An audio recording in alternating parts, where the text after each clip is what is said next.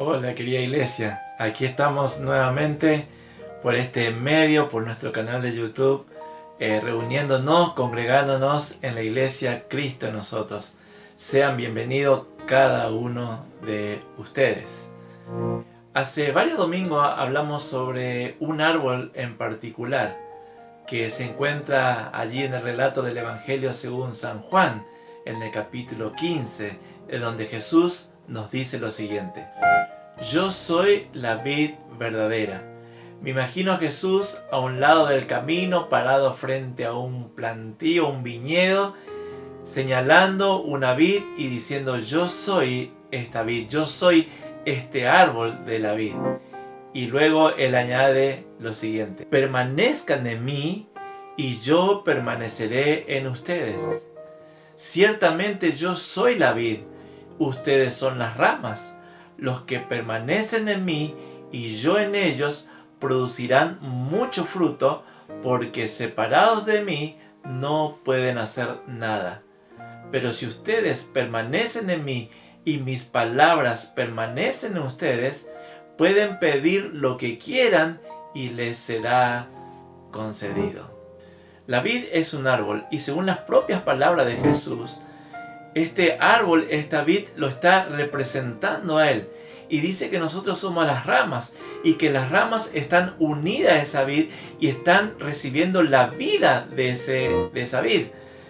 Y la condición para poder seguir recibiendo la vida, recibiendo los nutrientes, recibiendo la provisión, recibiendo el alimento para seguir creciendo, es estar unido, permanecer en él. Es interesante que dice: si ustedes permanecen en mí, si las ramas están sujetas, están unidas a la vid, hay una consecuencia natural. Van a dar frutos. Van a dar frutos según la genética de ese árbol. Si es manzano, va a dar manzanas. Si es naranjo, va a dar naranjas. Y en este caso, esta vid va a dar uvas. Ahora, si Jesús es la vid, si Él es Cristo, los que están unidos a Cristo, ¿qué fruto van a dar? Van a dar como fruto a Cristo. Por eso el apóstol Pablo dice: el fruto del Espíritu es amor, gozo, paz, paciencia y todo esto que ya nombramos un montón de veces domingo tras domingo. Y que en definitiva este fruto que Pablo menciona es el carácter de Cristo, es el carácter de nuestro Dios. Pero el domingo pasado ya no hablamos de un árbol, sino que hablamos de miles y miles de árboles que estaban plantados en un lugar muy especial. Este lugar muy especial se llama el Jardín del Edén, que es el lugar que Dios escogió para poner allí a su creación, al hombre y a la mujer. Fíjense que no le puso en cualquier lugar o en un lugar vacío, sino que le preparó un lugar especial, el cual sería de ahora en adelante su casa, su lugar de residencia, su lugar de permanencia. Vamos a leer el relato bíblico. Entonces el Señor Dios formó al hombre del polvo de la tierra y sopló en su nariz el aliento de vida, y fue el hombre un ser viviente. Versículo 8. Y plantó el Señor Dios un huerto hacia el oriente, en Edén, y puso allí al hombre que había formado. Vivir en el Edén significa vivir en plenitud, vivir en gozo, vivir en paz, vivir en un estado de gloria permanente. Ese fue el lugar en que Dios colocó al hombre y que estuvo allí hasta el día en que el hombre decidió desobedecer a Dios, el día que el hombre pecó. Pero Colosenses capítulo 1, versículo 27 nos dice que Cristo es nuestra esperanza de gloria. ¿Qué significa esto? Que el único que nos puede devolver a ese estado de gloria es Jesucristo. En el jardín del Edén, el hombre participaba y disfrutaba de la gloria de Dios, de toda la provisión de Dios. Y eso hacía que el hombre pueda estar en amistad con Dios y estaba en armonía consigo mismo y con toda la creación. Es interesante que allí en el jardín del Edén dice que el hombre y la mujer estaban desnudos y no se avergonzaban, no se daban cuenta que estaban desnudos. ¿Por qué? Porque la propia gloria de Dios era sus vestidos. El día que ellos pecaron, ese día se dieron cuenta de que estaban desnudos y dice que corrieron y se hicieron ropas de hojas de higuera para tratar de tapar su desnudez. Pero el relato que leímos el domingo pasado nos dice que el hombre y la mujer fueron creados a imagen y semejanza de Dios. Y dijimos que imagen es expresión, que significa expresión. Esto significa que Dios creó al ser humano a su propia imagen para que Él sea la expresión de Él en este universo, en este planeta. Que el hombre haya sido creado a imagen de Dios significa que en última instancia Él ha sido hecho a imagen de Cristo. Porque dice Colosenses capítulo 1 versículo 15. Él, hablando de Cristo, es la imagen del Dios invisible, el primogénito de toda creación. Un escritor de la antigüedad cristiano, que se llamaba Tertuliano, él lo decía de esta manera: cuando Dios moldeaba el barro, pensaba en Cristo, el nuevo hombre. Y el apóstol Pablo en Romanos capítulo 5, versículo 14, en la segunda parte dice: Adán, quien es figura de aquel que había de venir. La iglesia de Antioquía vivía de esta manera, vivía en esta realidad.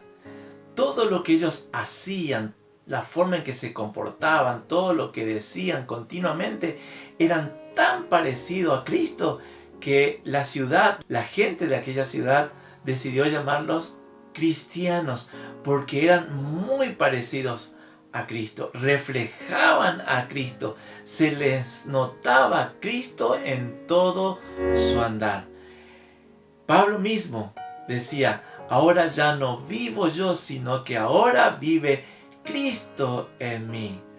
Es decir, que cuando vos mirabas al apóstol Pablo, cuando vos mirabas a aquellos primeros cristianos de Antioquía, vos veías personas muy semejantes a Cristo, la imagen de Cristo, la expresión de Cristo mismo.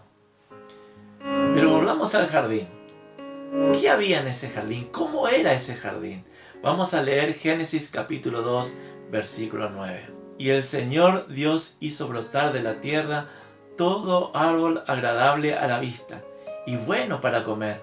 Asimismo, en medio del huerto, el árbol de la vida y el árbol del conocimiento del bien y del mal. Y el versículo 15 dice: Entonces el Señor Dios tomó al hombre y lo puso en el huerto del Edén para que lo cultivara y lo cuidara. Y lo guardase, dice otra versión. Esto va entre paréntesis, este no es parte de la enseñanza de hoy, pero es importante decirlo. El trabajo es una idea de Dios, es un invento de Dios. No es consecuencia del pecado de aquellos primeros hombres. Porque algunos dicen por allí, escuché: cuando yo llegue al cielo, si Adán y Eva están allí, yo les voy a agarrar del cuello, porque por culpa de ellos tuvimos que trabajar toda nuestra vida. No, querido hermano, el trabajo es una idea de Dios. Por eso el trabajo es una bendición. Porque Dios había dicho antes de que el hombre pecara que era su responsabilidad labrar la tierra, cuidar aquel jardín para que nadie lo destruyese. Es interesante que si Dios le dice que tenía que cuidar que nadie destruyese o que simplemente lo tenía que cuidar, es porque había alguien que quería provocar algún daño en ese jardín. Así que atento a lo que sigue ahora. En ese jardín había cientos y miles de árboles que producían todo tipo de frutos y buenos para comer, decía el relato bíblico.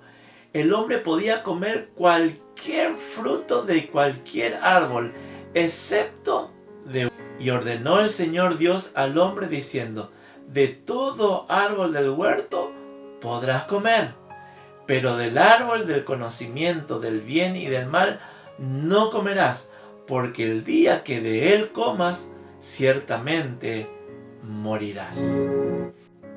El hombre fue puesto en este lugar hermoso y completo llamado Jardín del Edén. Este lugar tenía todo lo que ellos necesitaban para vivir. Dice que había cientos, miles de árboles, de todo fruto ellos podían comer. Y Dios le dice, pero yo me reservo un árbol. Hay un árbol que ustedes no pueden comer de su fruto. Se llama el árbol del conocimiento del bien y del mal. Estos árboles eran árboles reales, físicos, se podían tocar, se podía subir en ellos. Si ellos querían, podían hacer una hamaca, podían poner una hamaca en aquellos árboles. Lo único que ellos no podían hacer era comer del fruto de un árbol, del árbol del conocimiento del bien y del mal, porque el día que ellos comían sería el día de su muerte, dijo Dios. Pero estos mismos árboles que eran reales, físicos, tocables, también representan dos realidades espirituales. Vamos a ver qué representan. El primero de ellos es el árbol de la vida. La Biblia habla del árbol de la vida no solamente en Génesis, eso es en el principio.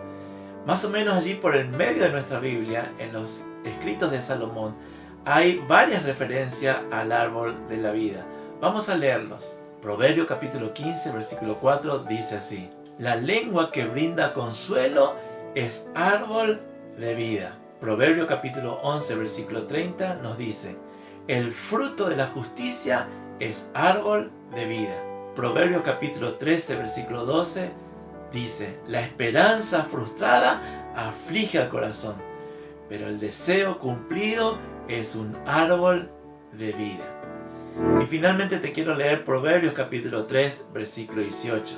Allí el sabio Salomón, el rey Salomón, está hablando de la sabiduría y nos dice lo siguiente: ella, o sea, la sabiduría, es árbol de vida para quienes la abrazan. Dichosos los que la retienen. Salomón, como te dije, estaba hablando de la sabiduría. Y él decía, tienen que aferrarse a ella. Tienen que permanecer en ella. ¿Te suena esta palabra permanecer? Como las ramas al árbol. Bueno, Salomón está diciendo, todos aquellos que hallan la sabiduría tienen que aferrarse a ella. ¿Por qué? Porque es tan valiosa que no tiene precio. Te podría decir que es una perla de gran precio. En definitiva, sin dar más vuelta, el árbol de la vida representa a Cristo mismo, igual que la vid, que Jesús hablaba allí en Juan capítulo 15, como ya lo estuvimos viendo. Cristo, habíamos hablado también de esto, es la voluntad encarnada de Dios. Por eso los textos dicen que el árbol de la vida es consuelo, es el fruto de la justicia, es el deseo cumplido. El árbol de la vida representa a Cristo. Y ¿saben una cosa? También está mencionado al final de nuestras Biblias. Apocalipsis capítulo 2, versículo 7 dice así: el que tiene oído, oiga lo que el Espíritu dice a las iglesias. Al que venciere, le daré a comer del árbol de la vida, el cual está en medio del paraíso de Dios. Árbol de la vida, en medio del paraíso de Dios, al final de los tiempos. Igual que en el Edén. En el Edén, en medio del huerto, estaba también el árbol de la vida. Ahora, fíjense que Jesús dice, el que venciere, a ese yo le voy a dar de comer el árbol de la vida. ¿Vencer qué? Bueno, hay que leer todo el contexto, que no tenemos tiempo de leer de Apocalipsis capítulo 2. Pero allí hay una iglesia que había descuidado su primer amor, su amor al Señor, su lealtad al Señor, su compromiso para con el Señor. En una versión popular dice, lo que yo tengo contra ti es que ya no me amas como al principio, como cuando recién me conociste. Entonces Dios le está advirtiendo, le dice, ustedes tienen que volver a amarme como al principio. Al que logra no distraerse, no aflojar por el camino, podríamos decir en nuestro lenguaje del día de hoy, a esa persona yo le voy a dar de comer del árbol de la vida. Yo le voy a dar de comer de Cristo mismo. Después, mucho más adelante, en el capítulo 22, ya al final del libro de Apocalipsis, se vuelve a mencionar el árbol de la vida, diciendo lo siguiente: y me mostró un río de agua de vida, resplandeciente como cristal, que salía del trono de Dios y del Cordero, en medio de la calle de la ciudad, y a cada lado del río estaba el árbol de la vida, que produce 12 clases de fruto, dando su fruto cada mes, y las hojas del árbol eran para sanidad de las naciones.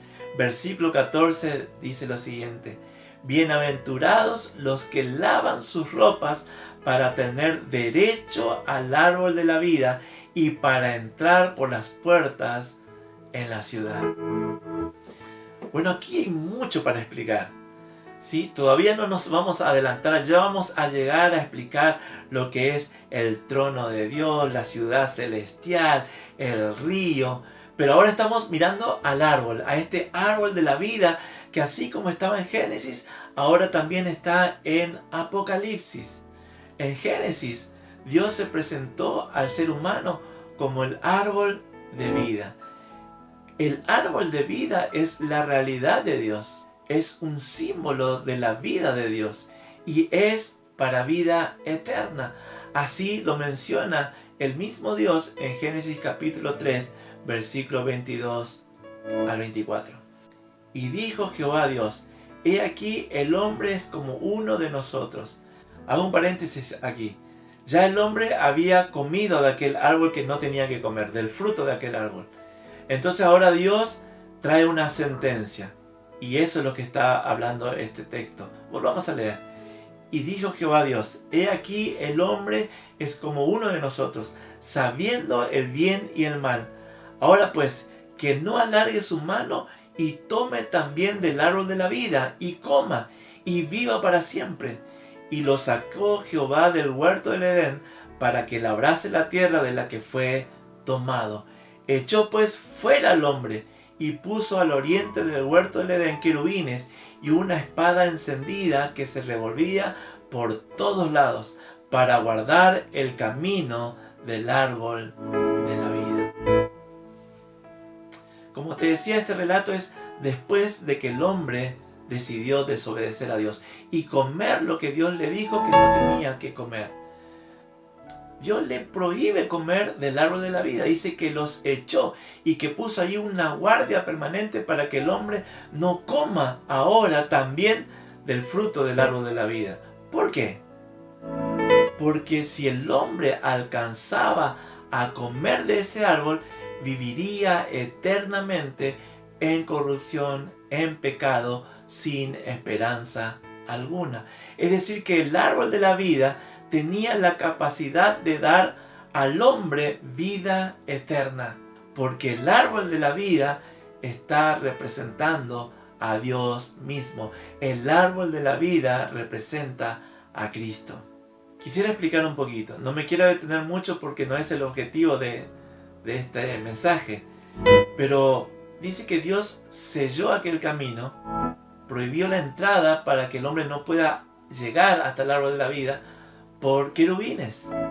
Estos querubines representan la gloria de Dios según Hebreos capítulo 9, versículo 5. Es que allí en el tabernáculo de Moisés había un lugar tan especial que se llamaba el lugar santísimo. En ese lugar había una caja de madera forrado con oro por dentro y por fuera. Encima de esa caja, la tapa de esa caja era de oro macizo. Se llamaba el propiciatorio. Y por encima del propiciatorio había la talla o la escultura de dos querubines que cubrían todo aquel lugar, aquella tapa, con sus alas. El sacerdote que entraba hasta el arca no podía acceder al arca, al interior del arca, sin pasar por aquellos querubines. Y saben una cosa, este sacerdote solamente una vez al año lo podía hacer, pero antes tenía que rociar todo aquel propiciatorio y a los querubines con la sangre de un cordero. Entonces podía entrar al arca. El arca del pacto estaba representando a la misma presencia de Dios. En esa época en que estaba montado el tabernáculo, Dios habitaba en aquel lugar. Es muy interesante toda esta descripción, porque recuerden siempre esto: todo el tabernáculo es un tipo de Cristo, de nuestro Salvador, de Jesús. Ahora bien, también se nos dice que los querubines tenían espadas encendidas, que aquí viene a representar a la justicia y a la santidad de Dios. La Biblia habla que la espada es la palabra de Dios, que dice que penetra en nuestro cuerpo hasta los tuétanos, hasta el caracú, dirían en esta zona. Nosotros sabemos lo que significa eso. Y allí discierne las intenciones y los pensamientos de nuestro corazón. Puede discernir lo que el hombre está sintiendo y lo que está pensando. Frente a la palabra de Dios queda al descubierto. Así que ante la palabra de Dios, en la presencia de Dios, todo queda al descubierto. Y claro, Dios es amor. Él quiere salvarnos. Él quiere darnos de comer del árbol de la vida. Pero también es justicia. Y Él dice: ustedes pecaron, ustedes me desobedecieron. Por lo tanto, no se puede pasar por alto lo que yo mismo decreté. El que come del fruto del árbol del conocimiento del mal, ese debe morir.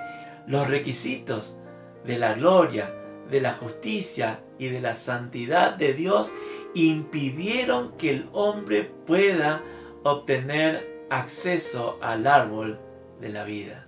El hombre no iba a poder tomar del árbol de la vida sin que esos requisitos se cumplieran.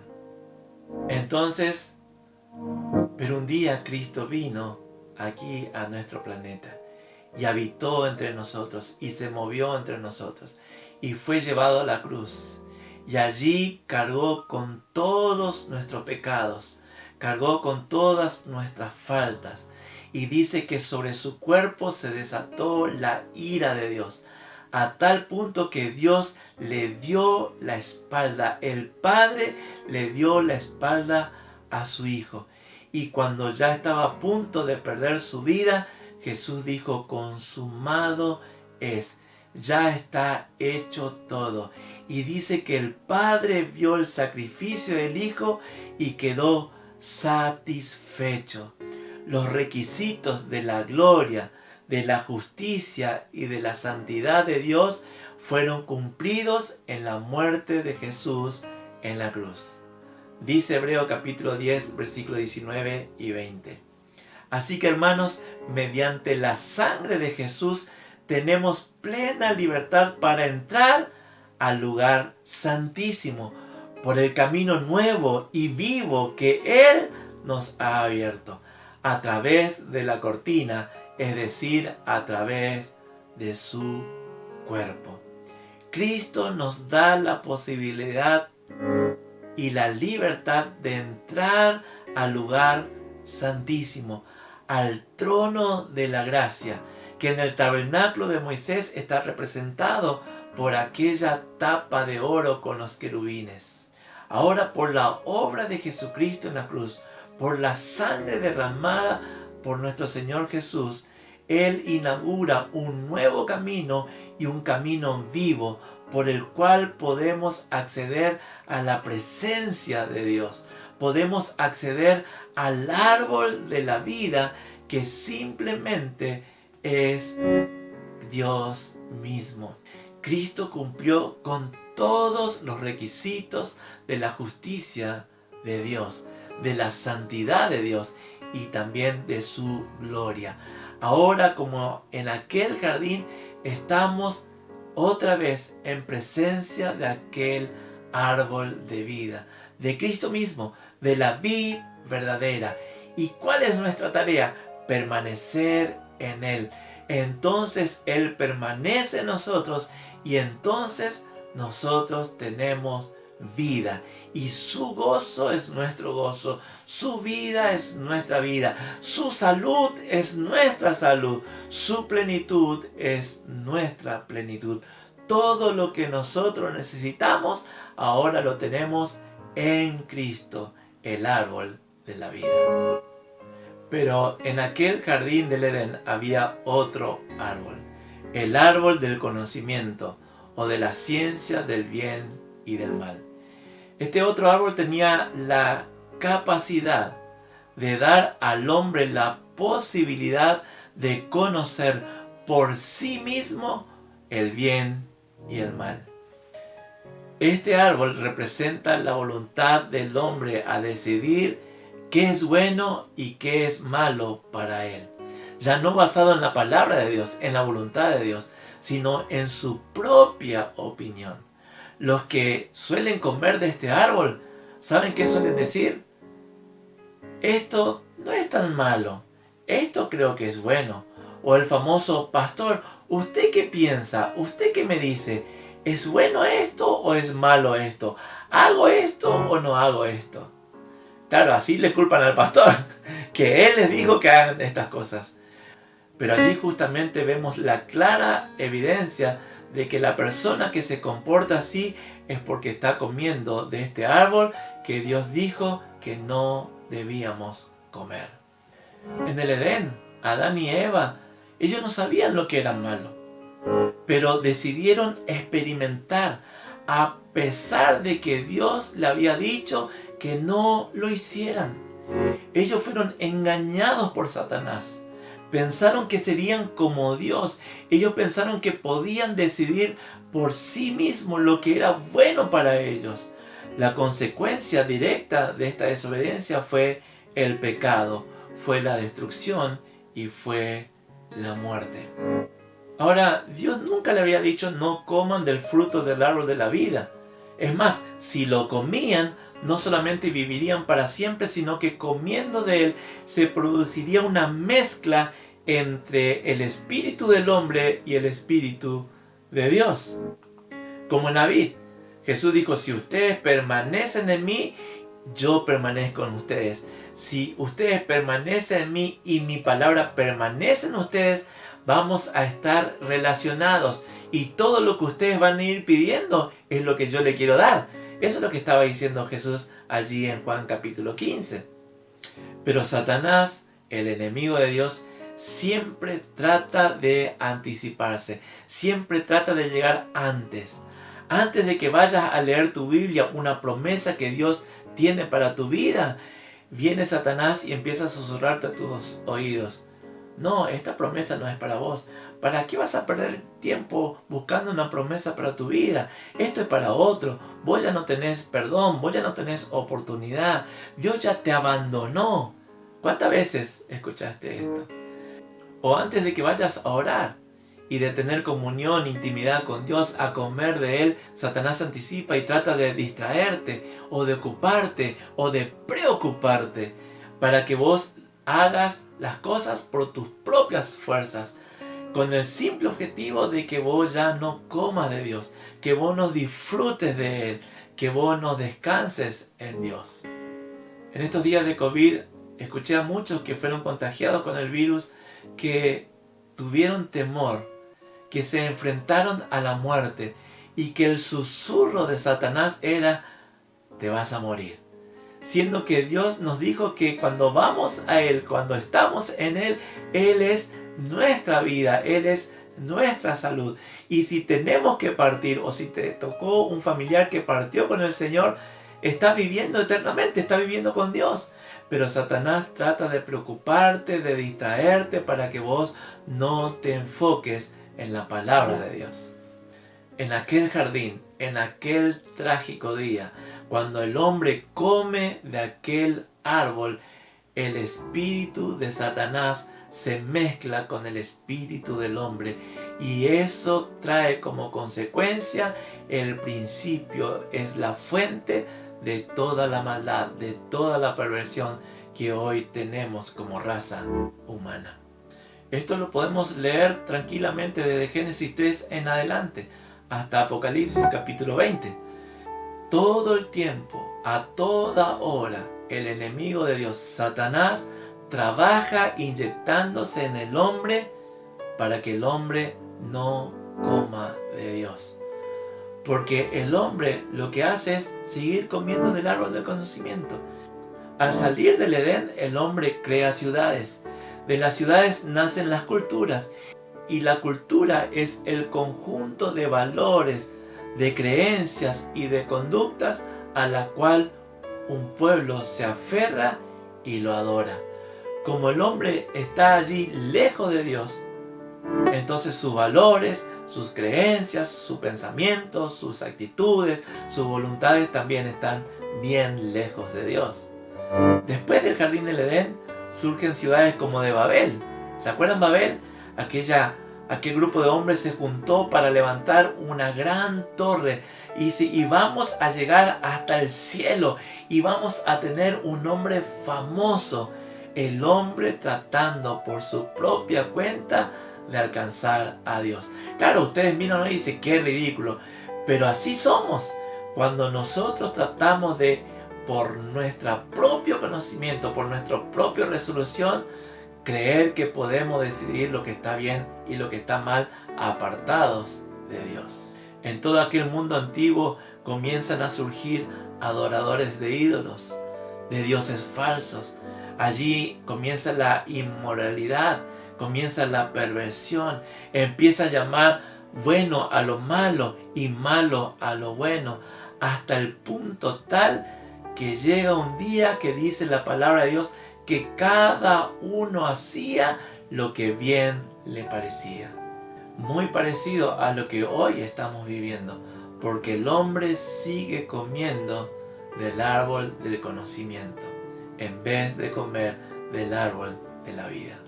Todo esto es consecuencia de Satanás ofreciéndose para que el hombre coma de él y no de Dios.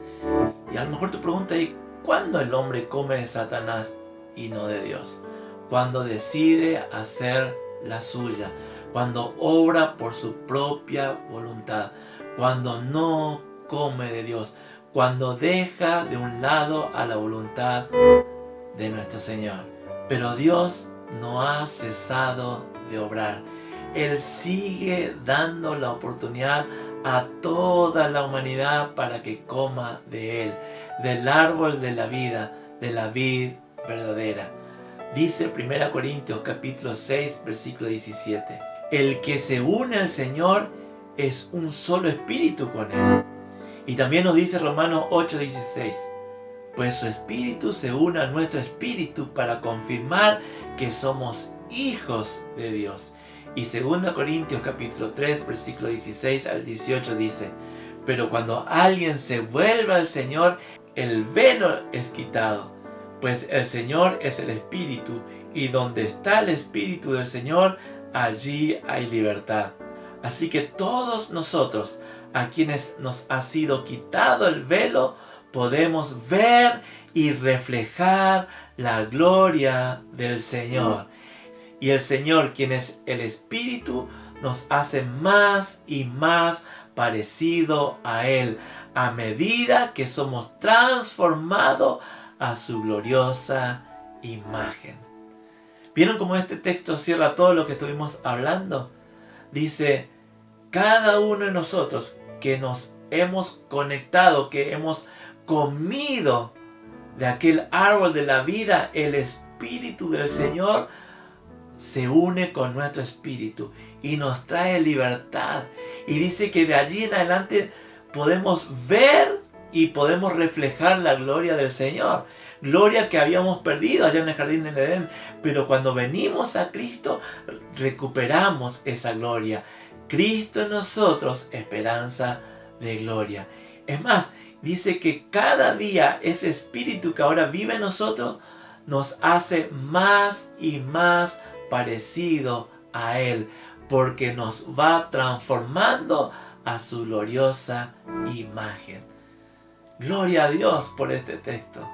Yo me alegro, rebosa mi corazón de alegría porque entiendo ahora profundamente cuál es la obra de Cristo en la cruz y cuál es el significado de que cada uno de nosotros, los hijos de Dios, hayamos comido del árbol de la vida. Ahora bien, Satanás no ha dejado de intentar distraerte. Él no ha cesado de hacer su trabajo. Lo que Él quiere es que vos no toques a Dios, que no te acerques al árbol de la vida, que no permanezca en Él. Entonces cualquier excusa para distraerte. Porque el que no permanece en mí, dijo Jesús, esta rama se seca y va a ser cortado y no va a producir fruto. Pero fíjense, Satanás es muy astuto. Él te va a presentar cosas buenas y cosas religiosas para hacer con la única intención de que vos no te aferres a Dios. En la Biblia tenemos sobrados ejemplos también. Dice que Israel fue sacado de la esclavitud de Egipto con mano poderosa de Dios. Entonces Dios se presenta a ellos. Dice Dios, yo quiero vivir con ustedes. Y yo voy a ser su Dios y ustedes van a ser mi pueblo. Y todo lo que ustedes necesiten, agua, yo le doy agua. Vestido, yo le doy vestido. Protección, yo le doy protección. Y dice que Dios estaba allí con ellos y Dios quería estar cerca de ellos. Y todo lo que Dios le manda a Moisés a construir, aquel famoso tabernáculo, aquellas ofrendas que ellos tenían que dar, aquellas fiestas que tenían que celebrar, todo era un tipo de Cristo. Tipificaban al Mesías que había de venir. Pero ellos prontamente se olvidaron. Prontamente se apartaron del Señor. Ya no querían depender de Él. Ellos creían que podían lograr por sí mismos hacer todo lo que Dios le pedía. Es más, le dijeron, mirad, Moisés, ¿sabe qué? Vos decile a Dios que Él mande las cosas. Nosotros vamos a cumplirlo.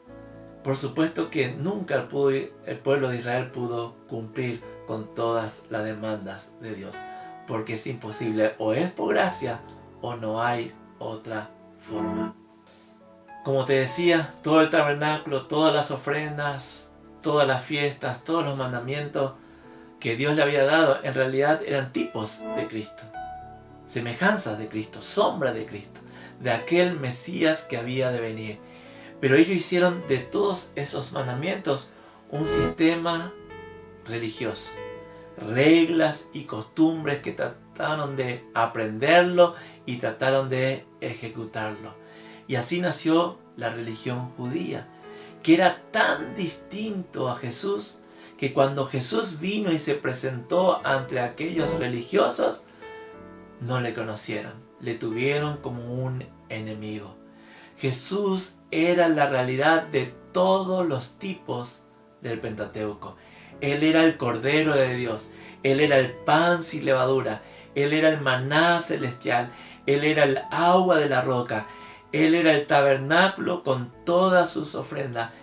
Jesús, el Mesías, Cristo, es el todo inclusivo. Pero ellos estaban tan distraídos con la religión. Los escribas y los fariseos, los líderes de aquella religión judía, usaron las mismas escrituras para discutir con el Señor Jesús. Dios le había dado los mandamientos, las escrituras, los profetas, para que ellos se acercaran a Dios, para que le conocieran aún. Pero aún estas escrituras fueron usadas por el enemigo de Dios para impedir que los hombres tengan contacto con el Señor. ¿Y cómo? Dice que los maestros religiosos escudriñaron las escrituras buscando el conocimiento. Comieron del árbol del conocimiento, pero no fueron al Señor Jesús para recibir vida. Así lo dice el propio Jesús. Ustedes estudian las escrituras a fondo porque piensan que ellas le dan vida eterna, pero las Escrituras me señalan a mí, está hablando Jesús. Sin embargo, ustedes se niegan a venir a mí para recibir esa vida. La aprobación de ustedes no significa nada para mí, porque sé que no tienen el amor de Dios adentro. Miren, muchas veces nosotros creemos que por saber algo o por hacer algo o por tener una actividad religiosa, nosotros estamos agradando a Dios. Y fíjense lo que dice Jesús, la aprobación de ustedes, lo que ustedes digan de mí, no significa absolutamente nada para mí. ¿Por qué? Porque yo no vivo dentro de ustedes, porque ustedes no están comiendo de mí, no hay fruto de mí, no hay amor. Porque el fruto de Dios tiene que ver con el amor, con la paz, con la paciencia, con la bondad, con la mansedumbre, con el dominio propio. Si no hay eso, es porque estamos comiendo de otro árbol. En el libro de los Hechos, que nos relata el comienzo de la iglesia cristiana, nos dice que todo comenzó con un grupo de personas que recibieron a Cristo y se alimentaron de aquella vid verdadera, del árbol de la vida. Pero Satanás no se quedó tranquilo y otra vez se abocó a utilizar las propias cosas cristianas para impedir que los hombres tuvieran contacto con el Señor y distraerlos. Las enseñanzas y los dones dice que fueron los motivos por el cual las iglesias, los hermanos comenzaron a discutir, a pelearse y comenzaron las primeras divisiones. Las enseñanzas y los dones son un medio para transmitir, para dar a conocer a Cristo. Pero ¿qué hizo el enemigo de Dios? Tomó las enseñanzas, que eran buenas, los dones, que eran auténticos, para seducir a la gente, distrayéndolas de Cristo. ¿Y cómo lo hace? Admirando, levantando a las personas que tienen un determinado don, admirándose, uy, cómo conoce este hombre de la palabra, o mirá el don que tiene, en vez de mirar a Cristo mismo, que es el que nos dio los dones. Para colmo, hemos creado un medio en donde no solamente valoramos a los talentosos, sino que lo aplaudimos, lo levantamos y aún algunos le tienen envidia. ¿Se acuerdan? Las discusiones de la iglesia primitiva. Yo soy de Apolos, yo soy de Cefas, yo soy del apóstol Pablo. Y otro más espiritual ahí dice, yo soy de Cristo. Y después Pablo dice, hermanos, ustedes son carnales, huelen a carne, no le puedo hablar como espirituales. Dice, Pablo, Pedro, Cefas, simplemente somos obreros, somos colaboradores de la obra de Dios. Como la obra es de Dios, entonces toda la gloria debe ser para el Señor. Ustedes no deben mirar a los hombres, ustedes deben mirar a Cristo. Y hoy en día es igual, se corre tras las personas que tienen un determinado don. Si a mí me oró fulano, entonces me voy a sanar. Si yo me voy a tal o cual apóstol, él me va a decir la voluntad de Dios para mi vida. No, equivocado. El que sana es Dios. El que te provee todas las cosas es Dios. El que te dice cuál es el futuro de tu vida es Dios mismo, no un hombre. Si estás mirando un hombre, estás comiendo del árbol del conocimiento y te estás distrayendo de Cristo.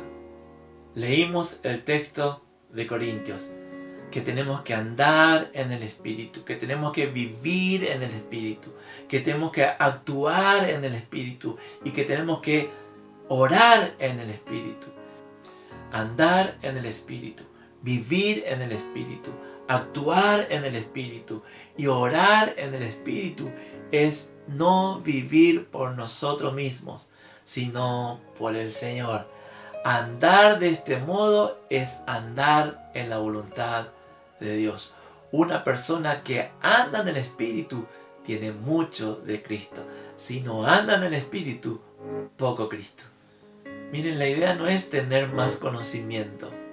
No es ser un máster en Biblia o un doctor en teología. Ojo, no está mal. Si tenés la posibilidad de capacitarte, de estudiar, hacelo. Pero no te distraiga, no te desprenda del Señor, no te saques, no te cortes del árbol de la vida, de la vid verdadera. El Señor es nuestra vida. Él es nuestro alimento. Él es nuestro sustento. Él es nuestra vida. Y Él es el aire que respiramos. Tenemos que conocer y experimentar al Señor de una manera tan plena, todo inclusivo, no solamente de la letra, sino de la vida misma. Y lo único que necesitamos para disfrutar del Señor es comer del árbol de la vida, es comer de Él. Debemos aprender a tener contacto con Él, a conocerle en realidad, a experimentarlo y a disfrutarlo con todo nuestro ser, con nuestro espíritu, con nuestra vida, como nuestro todo. Todas las cosas buenas vienen de la experiencia de comer del árbol de la vida, de la mezcla del Espíritu de Dios con nuestra vida, con nuestro espíritu. La iglesia, el reino, la nueva Jerusalén y todas las cosas celestiales surgen de la mezcla de Dios con nuestro espíritu. Es decir, experimentar a Cristo como el árbol de la vida. Bueno, hasta aquí llegamos hoy. Espero que no te haya confundido más, sino que sigas escuchando, anotando y conociendo más a nuestro Señor. Atrévete a experimentar a Cristo como el árbol de la vida, como la vid verdadera, y los frutos van a venir. Buena semana. Nos vemos la semana que viene también por este medio, por nuestro canal de YouTube. Y no te olvides que todos los jueves a las 21 horas estamos estudiando el libro de Efesios. Así que pedinos allí el link y te vamos a dar la contraseña para que puedas entrar y también estudiar con nosotros el libro de Efesios. Esta semana comenzamos con Efesios capítulo 4. Nos vemos. Que puedas disfrutar de Dios esta semana.